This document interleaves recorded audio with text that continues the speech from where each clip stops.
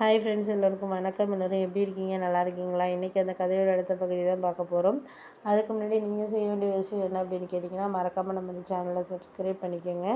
கீழே இருக்க பெல் பட்டனையும் கிளிக் பண்ணுங்கள். அப்போ தான் நான் போடுற வீடியோஸ் எல்லாமே உடனுக்குடனே உங்களுக்கு நோட்டிஃபிகேஷன் வரும். ஸோ மறக்காமல் சேனலை சப்ஸ்கிரைப் பண்ணிவிட்டு வீடியோ பாருங்கள் ஃப்ரெண்ட்ஸ். வாங்க நம்ம கதைக்குள்ளே போகலாம். நான் அடுத்த நாள் என்னாச்சுன்னு பார்த்தீங்கன்னா, அம்மா சொன்னாங்க, இது மாதிரி கொஞ்சம் காய்கறி எல்லாம் இருக்குமா, எல்லாத்தையும் எடுத்துகிட்டு போயிடு வீட்டுக்கு அப்படின்னாங்க. நான் சொன்னேன், இல்லைம்மா இங்கேயே நிறைய இருக்குது, நீ ஏன் அதெல்லாம் வாங்கி வைக்கிற, ஒன்றுக்கிட்டே காசு இல்லாமல் கஷ்டப்படுற பண்ணுற செய்கிற, நீ ஏம்மா அதெல்லாம் வாங்கி வைக்கிற அப்படின்னு சொன்னேன்.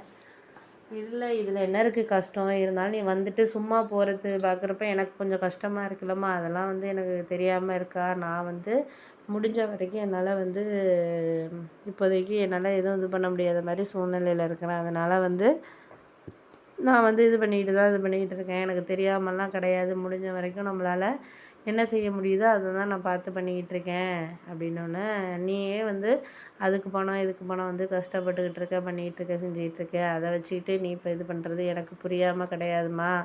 முடிஞ்ச வரைக்கும் என்னால் எந்த ஒரு இதையுமே இப்போதைக்கு இது பண்ண முடியாத மாதிரியான சூழ்நிலையில் நீ இருக்கிறங்கிறது எனக்கு நல்லாவே தெரியும். அதனால் நான் உங்ககிட்ட சொல்கிறது என்னென்னா, இந்த ஒரு விஷயத்த நான் முடிஞ்ச வரைக்கும் நம்மளால் என்ன பண்ண முடியுதோ அதை தான் நான் உங்ககிட்ட சொல்லிகிட்டு இருக்கேன். அதுக்காக நீ எதுவும் மனசை போட்டு குழப்பிக்கிட்டு இருக்க வேண்டியதில்லை, பண்ண வேண்டியதில்லை அப்படின்னோடனே, சரி பார்த்துக்கலாம், நம்ம முடிஞ்ச வரைக்கும் நீ எதுவும் வேலைக்கெல்லாம் ரொம்ப போயிட்டு இது பண்ணிக்கிட்டு இருக்காதம்மா, எங்களால் முடிஞ்ச வரைக்கும் இப்போதைக்கு இருக்கிற சூழ்நிலையை நம்ம சமாளிக்கணும் பண்ணணும்னா நமக்கு தேவையான விஷயங்களை நம்ம செஞ்சால் மட்டும்தான் இது பண்ண முடியும். அதனால் நான் ஓரளவு நான் பார்த்துக்கிறேன் என்னால் அப்படின்ன மாதிரி எங்கள் அம்மா சொன்னாங்க.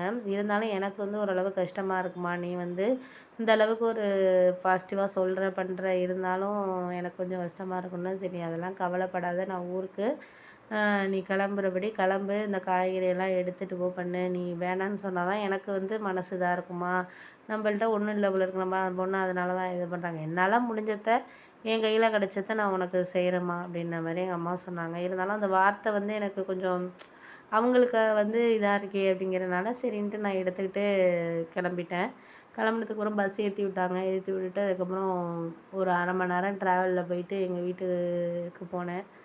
போனதுக்கப்புறம் தான் பிள்ளைங்கள அழைச்சி வச்சுட்டு என் ஹஸ்பண்ட் அழைக்கிறதுக்காக நின்னார். ஏன்னா ஒரு 2 நாள் பிள்ளைங்கள விட்டுட்டு தான் போயிருந்தேன். ஏன்னா கொஞ்சம் பேங்க்கில் அக்கௌண்ட்லாம் ஓப்பன் பண்ணுங்கிறனால, என்னோடய அட்ரஸ் எல்லாம் இங்கே இது பண்ணுறதுனால, சரி இங்கேயே ஓப்பன் பண்ணிக்குவோம், அம்மா வீட்லேயே நம்ம போய் பார்த்துக்கலாம், ஏடிஎம் கார்டு இதெல்லாம் வாங்கிக்கிட்டோன்னா நம்மளால் இது பண்ணிக்க முடியும் அப்படிங்கிற மாதிரி நான் சொல்லிட்டேன்.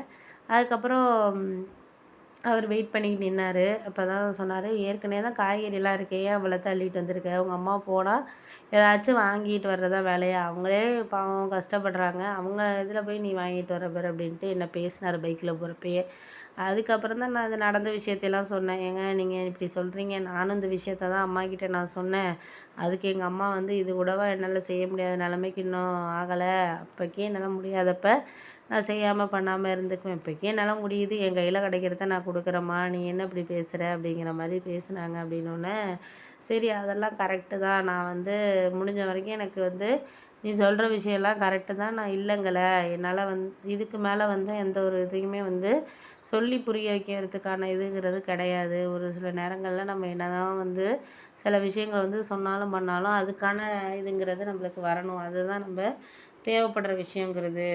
அந்த விஷயத்த நம்ம நீங்கள் முன்னாடியே இது பண்ணிக்காத, செய்யாத, பண்ணாத, செய்யாத அப்படின்னு நம்ம இது பண்ணக்கூடாதுமா அப்படின்னோடனே, அதுக்கப்புறம் என் ஹஸ்பண்ட் இதெல்லாம் சொன்னதுக்கப்புறம் சரி சரி விடு விடு, அவங்க மனசும் இது பண்ணும்ல, அதனால் அவங்க இது பண்ணுறாங்க, அதனால் பார்த்துக்கலாம், நம்ம எதுவும் நீ ஒன்றும் கவலைப்படாத, முடிஞ்ச வரைக்கும் நம்மளால் இது பண்ணுறதுக்கான இது பார்ப்போம் அப்படின்னு சொல்லிட்டு சொன்னாங்க. அதுக்கு அடுத்தது ஒரு 2, 3 நாளைக்கு அப்புறம் சரி பேங்க் அக்கௌண்ட்லாம் ஓப்பன் ஆகிடுச்சு அப்படின்னு சொல்லிட்டு சொன்னோன்னே, நான் மறுபடியும் ஊருக்கு கிளம்புனேன்.